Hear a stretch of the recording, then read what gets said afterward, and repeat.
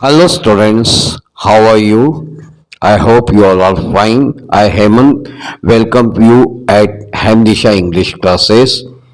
Today I am going to summarize the poem number second number poem from Flamingo 12th class, an elementary school classroom in a slum. The poet is Stephen Spender. Stephen Spender के द्वारा लिखी गई ये कविता है an elementary school classroom in slum. ये दूसरे number की कविता है पोएटिक सेशन में फ्लेमिंगो से ली हुई 12वीं क्लास की। आइए मैं इस कविता का आपको बहुत अच्छी तरह से वर्णन करना चाहूँगा। हालांकि मैं समरी में ही बताऊंगा, लेकिन समरी में ही बहुत कुछ वर्णन आपको मिल जाएगा। पहले मैं इंग्लिश में बताऊंगा, बाद में हिंदी में बताऊंगा और साथ में पोएटिक डिवाइसेस के बारे में भी आपको जानकारी दूंगा। तो आइए चालू करते हैं। Let us start the introduction of the poem an elementary school classroom in slum by Stephen Spender, poem number 2 from Flamingo 12th class. This poem by Stephen Spender gives a vivid description of a school classroom in a slum and the children in the class. Before going to summarize this poem, I would request you to open your book, read poem carefully and go through line by line.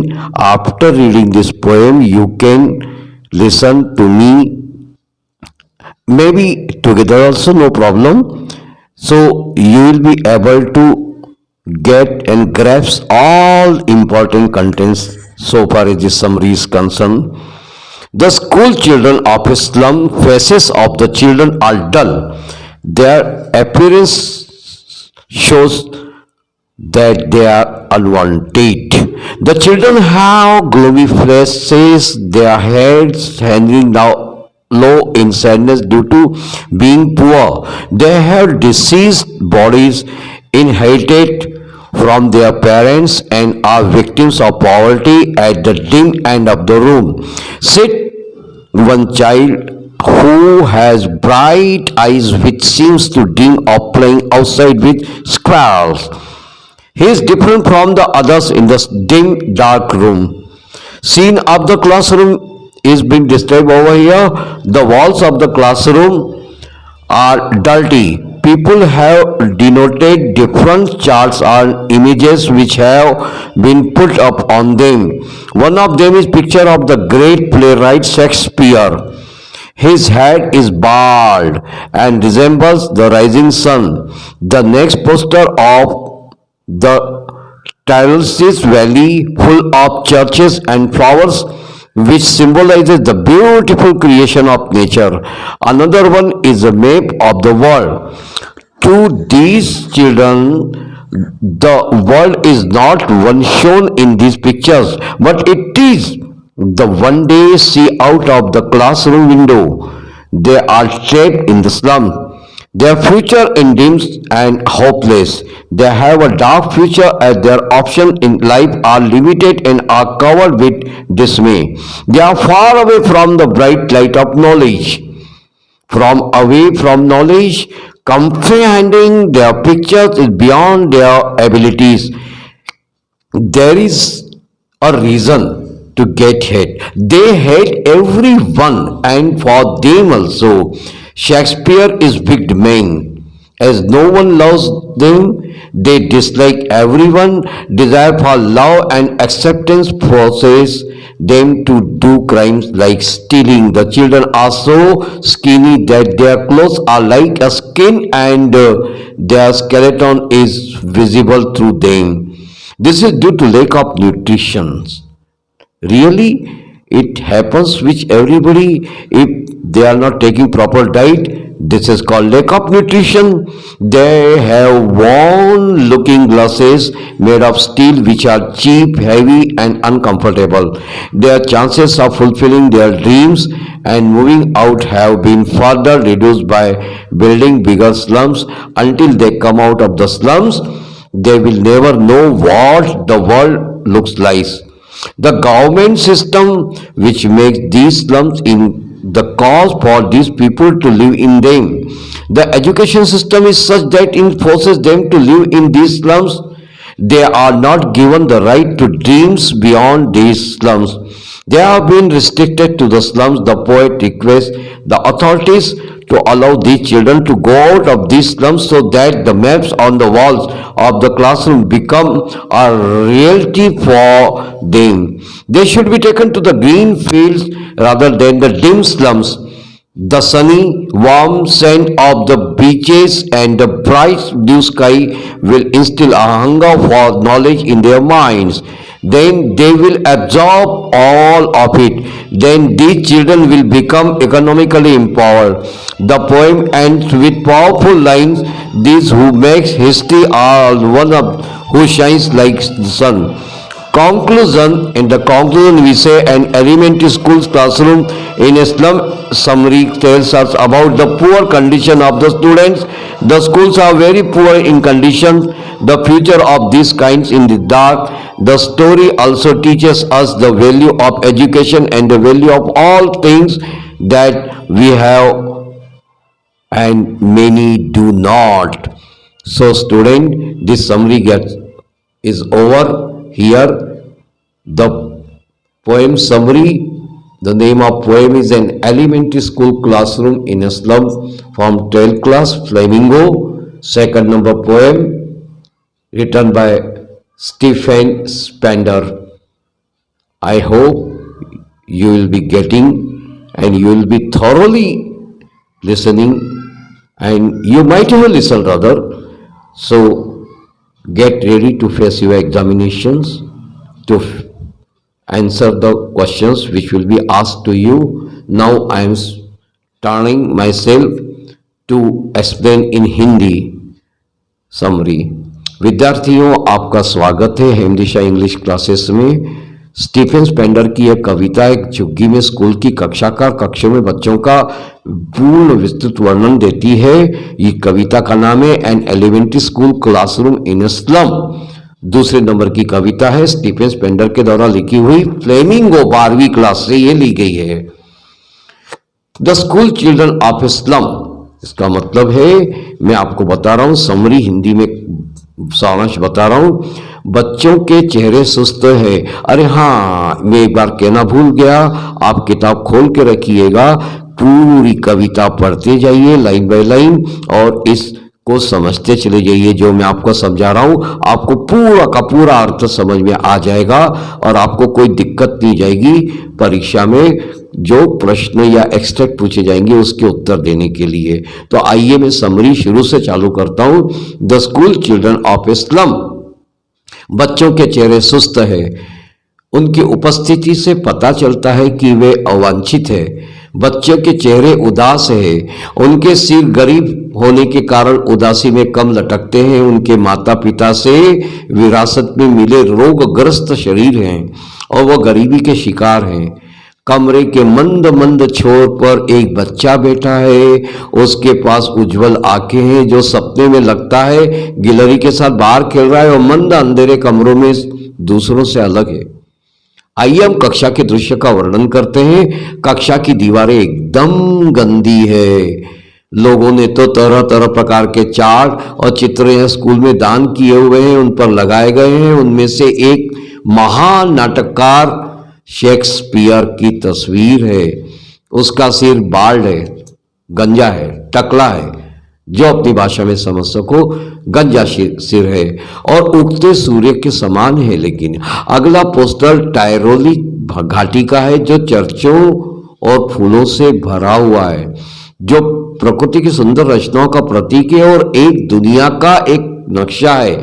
इन बच्चों के लिए दुनिया इन तस्वीरों में नहीं दिखाई गई है, लेकिन यह वही है जो क्लासरूम की एक खिड़की से बाहर देखते हैं। वे मलिन बस्तियों में फंस गए हैं। उनका भविष्य मंद और निराशाजनक है। उनके पास एक अंधेरा भविष्य है क्योंकि जीवन में उनके विकल्प सीमित है और वे निराशाजनक रूप से कवर किए गए हैं। वे ज्ञान के उज्जवल प्रकाश से बहुत बहुत दूर हैं। ज्ञान से दूर इन चित्रों को समझना उनकी क्षमताओं से एकदम बहुत परे है। वे उनके हृदय में हर किसी के लिए नफरत है, नफरत करते हैं। उनके लिए शेक्सपियर एक दुष्ट आदमी है। जैसा कि कोई भी उनसे प्यार नहीं करता, वे सभी को नापसंद करते हैं। प्यार और सिक्योरिटी की इच्छा उन्हें चोरी करने जैसे अपराध करने के लिए मजबूर करती है। बच्चे इतने पतले होते हैं कि उनके कपड़े त्वचा की तरह होते हैं और उनके कंकाल नर कंकाल की तरह उनके माध्यम से दिखाई देते हैं। ऐसा पोषण की कमी के कारण होता है, क्योंकि उनको भरपूर पोषण खाद्यान्न नहीं मिल पाता, तो पोषण की कमी के कारण ही ऐसा होता है। उन्होंने स्टील से बने हुए चश्मे पहने हैं जो बहुत ही सस्ते, असुविधाजनक, भारी भारी से हैं और उनमें कोई ढंग से स्पष्ट रूप से शायद उनको दिखाई नहीं देता। अपने सपनों को पूरा करने और बाहर जाने की उनकी संभावनाओं को बड़ी झुग्गियों का निर्माण करके और कम कर दिया गया है। जब तक वह झुग्गियों से बाहर नहीं आते, झुग्गी झोपड़ियों की दुनिया से बाहर नहीं आते, वे नहीं जान पाएंगे कि दुनिया कैसी है। सरकार से एक अपील है इस कविता के द्वारा। सरकारी प्रणाली जो इन मलिन बस्तियों को बनाती है, इन लोगों को उनमें रहने का कारण है शिक्षा प्रणाली ऐसी है कि यह उन्हें इन मलिन बस्तियों में रहने के लिए मजबूर करती है। इन्हें इन मलिन बस्तियों से परे सपने देखने का अधिकार नहीं दिया जाता है। उन्हें मलिन बस्तियों तक सीमित कर दिया गया है। कवि अधिकारियों से इन झुग्गियों से बच्चों को बाहर जाने की अनुमति देने का अनुरोध करता है, जिससे कि क्लासरूम की दीवारों पर बने नक्शे उनके लिए एक वास्तविकता बन जाए। उन्हें मंद मंद मलिन मलिन बस्तियों के बजाय ग्रीनरीज में ले जाना चाहिए, हरे हरे खेतों में ले जाना चाहिए। समुद्र तटों की धूप, गर्म रेत, चमकदार नीले आकाश उनके मन में ज्ञान की भूख पैदा करेंगे। फिर वे इनका सब कुछ सोख लेंगे। तब वे बच्चे आर्थिक रूप से सशक्त हो जाएंगे ना, तो बहुत अच्छा रहेगा। कविता जो है ये एक शक्तिशाली पंक्ति के साथ समाप्त होती है। जो लोग इतिहास बनाते हैं वे सूरज की तरह चमकते हैं। ये बहुत बढ़िया है। The poem ends with a powerful line, those who make history are the ones who shines like the sun। इसका अर्थ मैं फिर से समझाऊंगा। जो लोग इतिहास बनाते हैं वे सूरज की तरह चमकते हैं। इसका निष्कर्ष में आखिर में बताऊंगा कि एक झुग्गी सारांश में एक प्राथमिक स्कूल की कक्षा हमें छात्रों की खराब स्थिति के बारे में बताती है। स्कूल बहुत खराब हालत में है। इन बच्चों का भविष्य में कोई उजाला नहीं है, चारों तरफ से अंधकार ही अंधकार है। शिक्षा का मूल्य, उन सभी चीजों का मूल्य भी इस कहानी के द्वारा हमें पता पड़ता है। हमारे पास है जो हमारे पास है, कहीं नहीं है। आखिर में यह कहानी हमें शिक्षा का मूल्य, उन सभी चीजों का मूल्य भी सिखाती है जो हमारे पास है, कहीं नहीं है। तो इसकी तरफ ध्यान देने की जरूरत है। तो विद्यार्थियों, ये सारांश, ये समरी यहाँ पे समाप्त होती है। कौन से पाठ की? An elementary school classroom in slum, ये कविता है। सेकंड नंबर की कविता, दूसरे नंबर की कविता है। फ्लेमिंगो 12वीं पाठ से ली गई, स्टीफन सैंडर के द्वारा लिखी हुई an elementary school classroom in slum.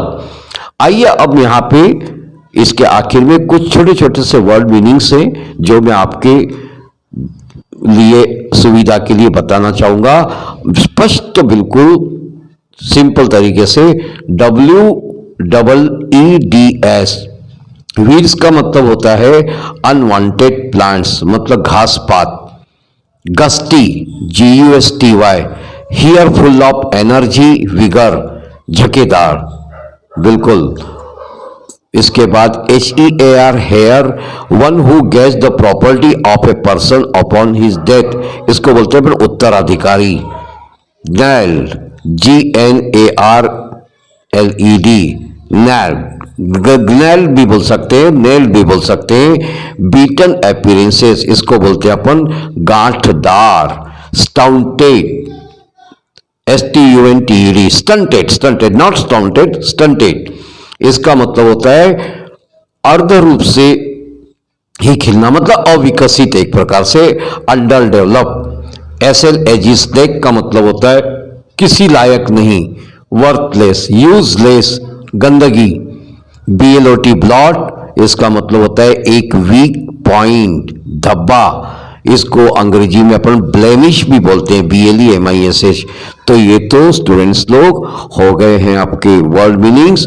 और मैं इसके बाद में आपको पोएटिक डिवाइस बताना चाहूंगा। इस कविता में क्या है पोएटिक डिवाइस। जब आप कविता पढ़ेंगे तो कविता पढ़ने में एक एक लाइन आपको लिए मैं रिक्वेस्ट करता हूं पढ़ते चले जाइएगा, क्योंकि पोएटिक डिवाइसेस का बहुत बड़ा महत्व होता है। पोएटिक डिवाइसेस यदि आप थोड़ा सीख सकते हैं तो जरूर सीखिएगा।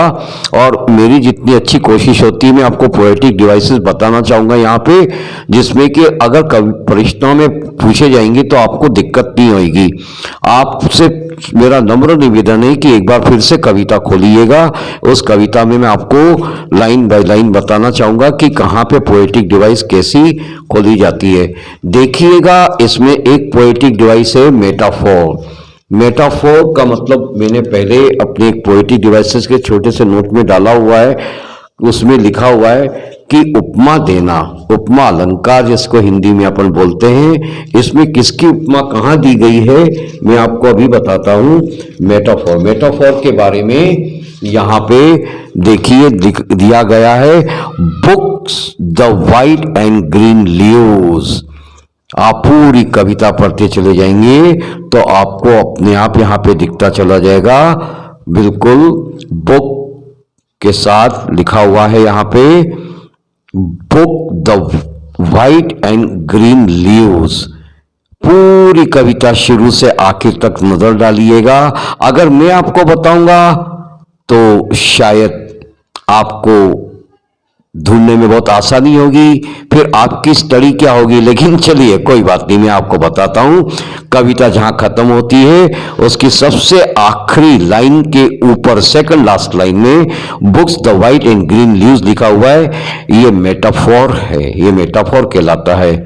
इसके साथ ही ठीक इसके ऊपर चले जाइएगा, सिर्फ लास्ट स्टेंजा की बात कर रहा हूं। लास्ट स्टेंजाज में आखिरी लाइन से ऊपर दो लाइन देखिएगा, कॉन्जिक्यूटिव लाइन है, run and run, run azure on gold Sands. इसके बाद नीचे लिखा है रन नेक इनटू बुक्स। रन पहली लाइन में भी लिखा है, दूसरी लाइन में भी रन से स्टार्ट हो रहा है, दोनों लाइन रन से स्टार्ट हो रही है। जब ऐसी स्थिति में यह पोएटिक डिवाइस एनाफोरा कहलाती है। क्या कहलाती है? Anaphora, ANAPHORA। इसमें आपको दिक्कत नहीं जाएगी। और मैं समझता हूं कि आपको ये कविता बहुत अच्छी तरह से समझ में आ गई होगी। आप इसी तरह से आप पढ़ते रहिएगा, सोच समझ के आगे बढ़ते रहिएगा। आपको क्वेश्चंस के आंसर देने में परीक्षा में कोई दिक्कत नहीं आएगी। आप मस्त रहिए, अव्वल नंबर से पास हो जाइएगा और बहुत खुशी भरा जीवन दीजिएगा, आनंददायक जीवन दीजिएगा।